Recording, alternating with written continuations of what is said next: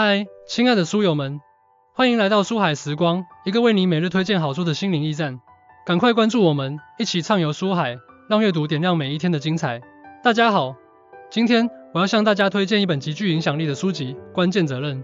这本书由克里尔帕特森、约瑟夫·格雷尼、罗恩·麦克米兰和艾尔·史威茨雷这4位杰出的作者共同撰写。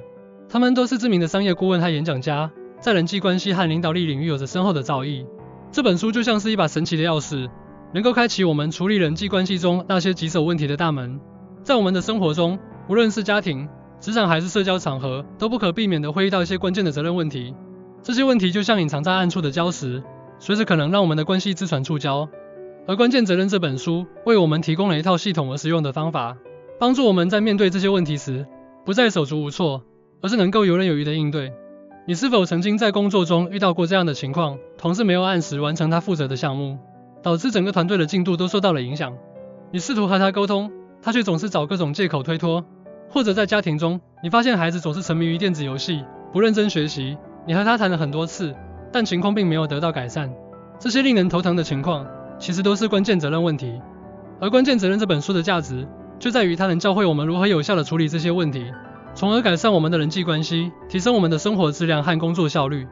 正如书中所说，当别人让你失望时，你的人际关系会受到最大的考验。但很少有人意识到这种考验的存在。这句话深刻地揭示了关键责任问题对我们生活的重大影响。它就像一个隐藏在平静湖面下的巨大漩涡，如果我们不能正确应对，就会被卷入其中，陷入无尽的烦恼和困境。一明确问题，准确描述关键责任。明确问题是处理关键责任的第一步。很多时候，我们之所以无法有效地解决冲突，是因为我们没有准确地界定问题。我们可能会被情绪左右，把问题扩大化，或者只关注到问题的表面现象，而忽略了其本质。关键责任告诉我们，要学会从混乱的局面中抽丝剥茧，找到真正需要解决的关键问题。从心理学角度来看，当我们处于冲突情境时，大脑会进入一种战斗或逃跑的模式。这种模式会让我们变得情绪化，难以理性地思考问题。而且，我们的大脑倾向于关注那些最明显、最直接的刺激因素，这就导致我们可能会忽略一些深层次的问题。此外，人们在表达不满时，往往会使用一些模糊的语言，或者把多个问题混杂在一起，这也会使得问题变得更加难以界定。首先，我们要保持冷静。当我们察觉到问题出现时，先深呼吸几次，让自己从情绪的漩涡中挣脱出来。然后，我们可以使用对比法来明确问题。所谓对比法，就是先说明问题不是什么，然后再说明问题是什么。例如，在工作中，如果同事没有按时完成项目，你不要一开始就指责他说，你总是这么不负责任，而是可以这样说，我并不是说你不重视这个项目，但我注意到你最近几次都没有按时完成任务，这让我很担心项目的进度。其次，我们要学会区分问题的层次。我们可以把问题分为行为问题、动机问题和能力问题。行为问题是指对方的行为本身是不恰当的，动机问题是指对方有做这件事的意愿，但可能因为某些原因而没有去做。能力问题是指对方想做但没有能力去做。通过区分问题的层次，我们可以更准确地找到问题的根源。最后，我们要聚焦于一个核心问题。在面对复杂的情况时，我们可能会发现多个问题交织在一起。但是，如果我们试图一次性解决所有问题，往往会分散我们的精力，导致问题得不到有效解决。所以，我们要学会从中挑选出一个最关键的问题，作为我们沟通的核心。明确问题可以让我们在沟通中占据主动地位。当我们能够清晰地描述问题时，对方也能更清楚地了解我们的立场和需求，从而为解决问题创造良好的条件。而且，准确界定问题可以避免不必要的误解和冲突，减少因情绪化而产生的负面情绪。2. 创造安全的对话氛围，建立共同目标。在明确了问题之后，我们需要创造一个安全的对话氛围，因为当人们感到不安全时，他们往往会采取防御姿态，这会阻碍我们进行有效的沟通。关键责任强调要建立共同目标，让对方感受到我们是在为了共同的利益而努力，而不是在指责或攻击他们。人类天生具有自我保护的本能，当我们感觉到威胁时，我们的思维会变得狭隘，只关注于如何保护自己免受伤害。在这种情况下，我们很难接受别人的意见或建议。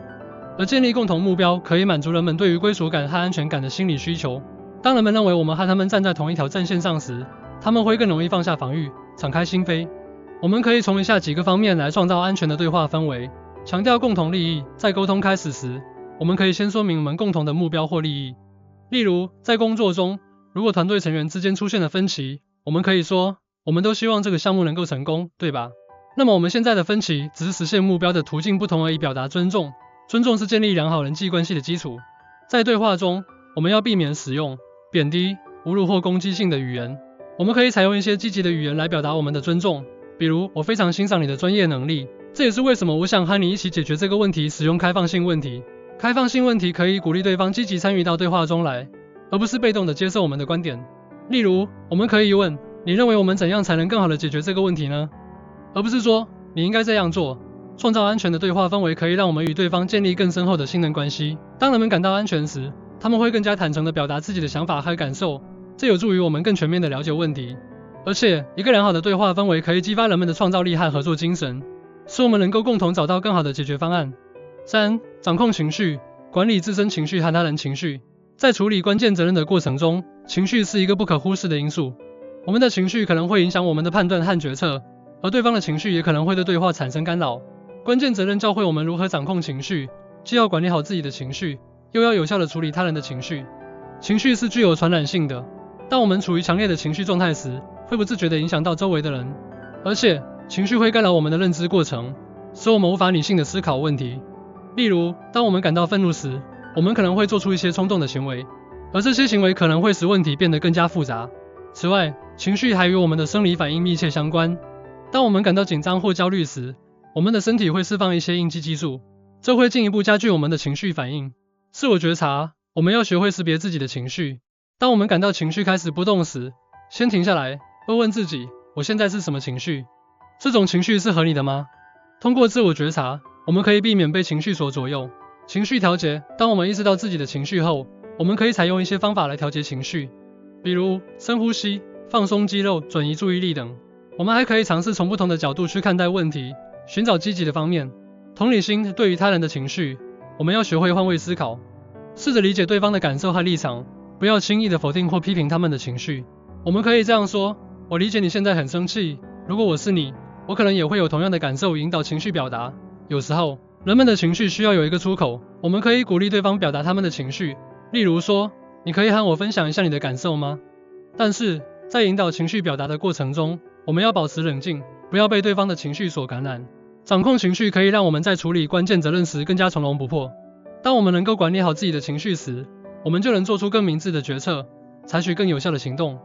而且，理解和处理他人的情绪可以增强我们的人际交往能力，使我们能够更好地与他人沟通和合作。4. 引导对话，引导对话走向解决问题的方向。在解决了安全的对话氛围和掌控了情绪之后，我们需要引导对话走向解决问题的方向。关键责任提供了一些有效的引导技巧，帮助我们把对话引向深入，最终找到解决问题的方案。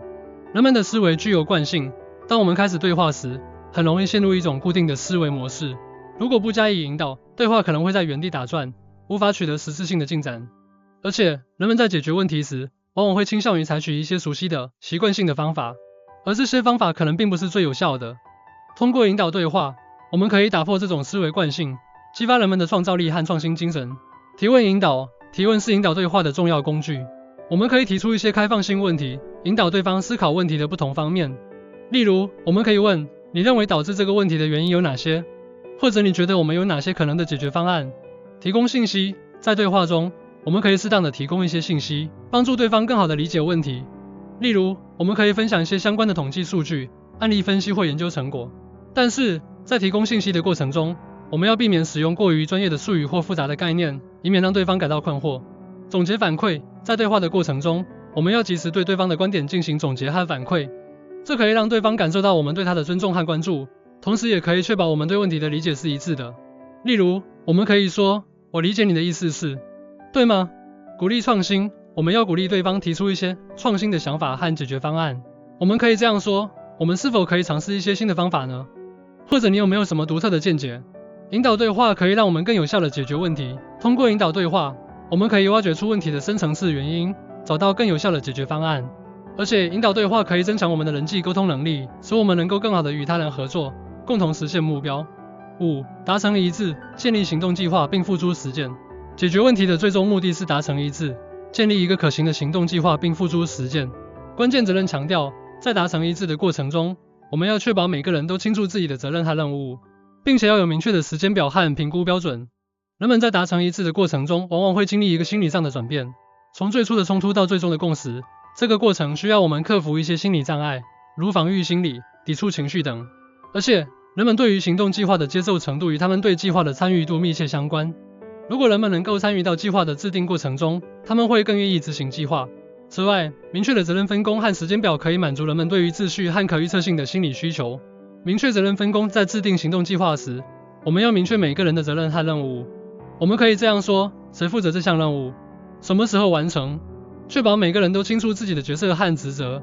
设定时间表，为每个任务设定一个合理的时间表。我们可以根据任务的复杂程度和重要性来确定时间的长短。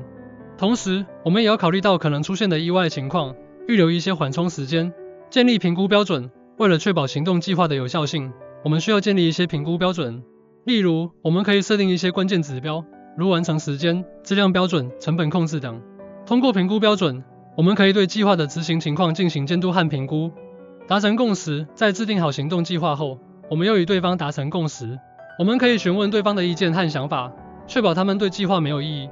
如果有不同意见，我们要进行充分的讨论和协商，最终找到一个双方都能接受的方案。达成一致可以让我们在执行计划的过程中更加顺利。当每个人都清楚自己的责任和任务，并且有明确的时间表和评估标准时，我们可以更好的协调和合作。而且，达成共识可以增强团队成员的凝聚力和向心力，使我们能够共同克服困难，实现目标。总而言之，《关键责任》这本书为我们提供了一套系统而实用的方法，帮助我们处理人际关系中的那些棘手问题。它教会我们如何明确问题，创造安全的对话氛围，掌控情绪，引导对话以及达成一致。这些方法不仅适用于职场，也适用于家庭和社会生活。朋友们，如果你正在为处理关键责任问题而苦恼，那么我强烈建议你阅读这本书。它就像是一位经验丰富的导师，会在你的耳边轻声指导，告诉你如何应对各种复杂的情况。当你掌握了书中的技巧后，你会发现自己在面对冲突和矛盾时更加从容自信，你的人际关系也会变得更加和谐美好。